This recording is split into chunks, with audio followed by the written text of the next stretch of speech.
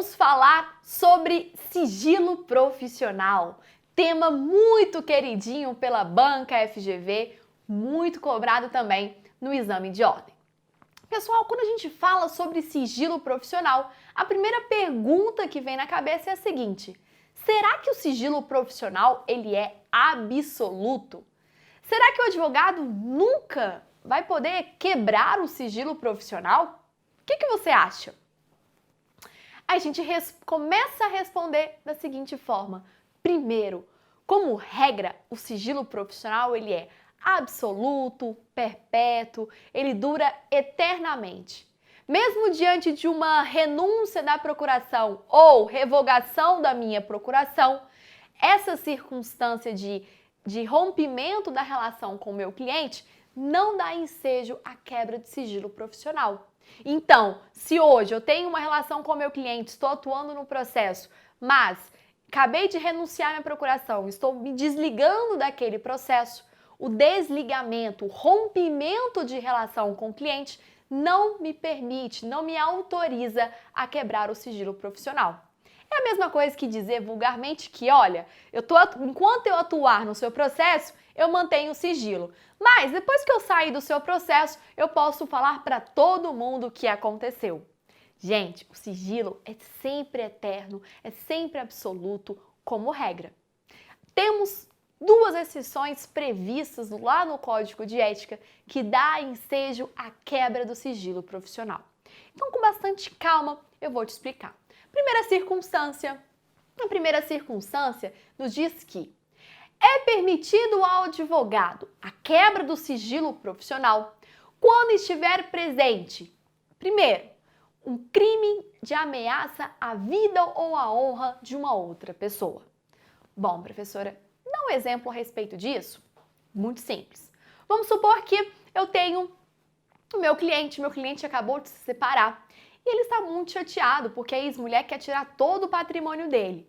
E aí, em determinado dia, ele falou assim: doutora, eu vou matar essa mulher. Mas eu não estou falando de matar de raiva, vou mesmo. Já contratei um matador, já sei o dia, o horário e como que vai ser. E ele começa a relatar no meu escritório o crime que ele bolou e vai matar realmente, de fato, a sua ex-mulher. Diante dessa circunstância e diante de um crime de ameaça à vida de uma outra pessoa, eu, Daniela, doutora Daniela, posso quebrar o sigilo profissional diante de uma circunstância ali excludente, uma circunstância que possibilita a quebra do meu sigilo. Então eu posso de imediato correr à delegacia, relatar o fato e quebrar o sigilo, porque tem uma circunstância prevista no Código de Ética. Então, crime de ameaça à vida ou à honra de uma outra pessoa, eu posso fazer a quebra do sigilo profissional. A segunda circunstância prevista no Código de Ética diz respeito à legítima defesa. A legítima defesa do próprio advogado. Se eu estou sofrendo ameaças diárias do meu cliente, eu posso ali me proteger, recorrer à polícia e quebrar também o sigilo profissional. Diante de duas circunstâncias com previsão legal: ameaça à vida ou à honra e legítima defesa. Mas eu acrescento mais uma causa excludente aí que permite a quebra do sigilo profissional, que é quando eu estou falando com você sobre a autorização do cliente. Vamos dizer que numa determinada audiência, o meu cliente me pede o seguinte: doutora, leve essas fotos para a audiência porque eu tenho certeza que essas fotos vão convencer o juiz e vai ser favorável, no caso, para o meu processo. Então, diante de uma autorização do meu cliente, eu posso quebrar o sigilo profissional. Aí vamos dizer que eu levei essas fotos para a audiência. No dia da audiência, o meu cliente se arrependeu, falou: nossa, eu não devia ter pedido isso. Ele se arrepende e fala: doutora, vou entrar com processo disciplinar contra você porque eu não quero mais que essas fotos fiquem no processo, eu quero que você retire e eu estou arrependido. E aí eu falo: olha, tá num processo, não tem como mais retirar. E aí ele quer entrar com um processo contra mim. Minha pergunta é: ele pode fazer isso? Eu cometi alguma infração disciplinar, sendo que meu cliente que pediu, que me autorizou levar essas fotos? Essa é a minha pergunta. Gente, diante de uma autorização do cliente, o advogado pode quebrar o sigilo profissional e ele não vai responder por isso. Se meu cliente me autorizou e depois ele se arrependeu, o problema é do meu cliente, tá? Porque se ele autorizou, ele que arque com as consequências. E diante dessas 3 circunstâncias que eu acabei de comentar sobre a quebra do sigilo profissional, eu quero acrescentar para você que a quebra do sigilo profissional, diante dessas circunstâncias, não é obrigatório, é facultativo. Pertence ao advogado a faculdade de quebrar ou não o sigilo profissional. Então, mesmo que meu cliente pediu e me autorizou, eu posso verificar se é conveniente ou não levar para uma audiência. Diante de uma circunstância de crime contra a vida ou ameaça, ou até mesmo caso de legítima defesa, que depende do advogado a quebra do sigilo.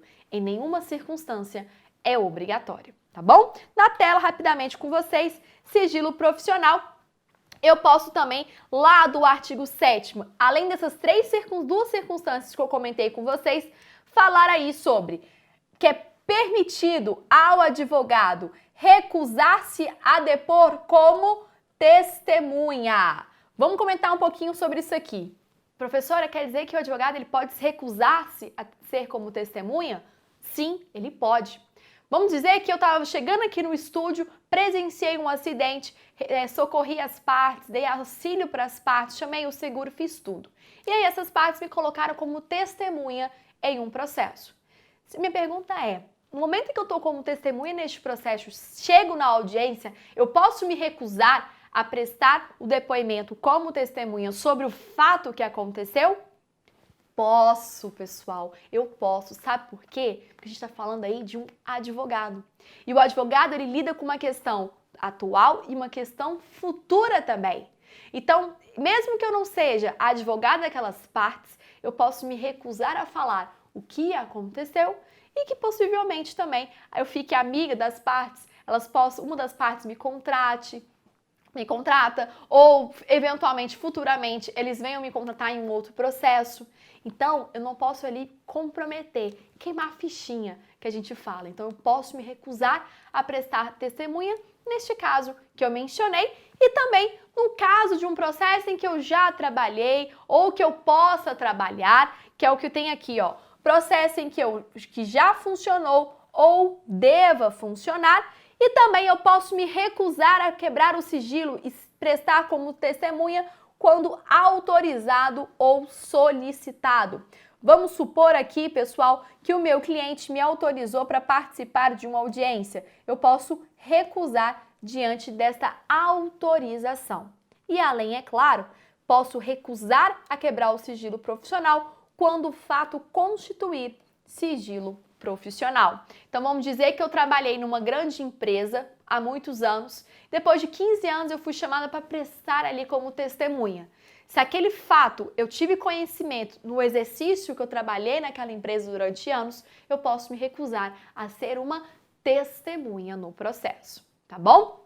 Então fica com essa dica com vocês aí, anota no seu material, sigilo profissional. Você não pode deixar de estudar, você não pode deixar para ir para a prova da OAB sem saber e dominar este assunto, tá bom? Eu dei aqui as diretrizes, os caminhos para o seu estudo e os pontos relevantes sobre esse assunto. Espero você na nossa próxima aula.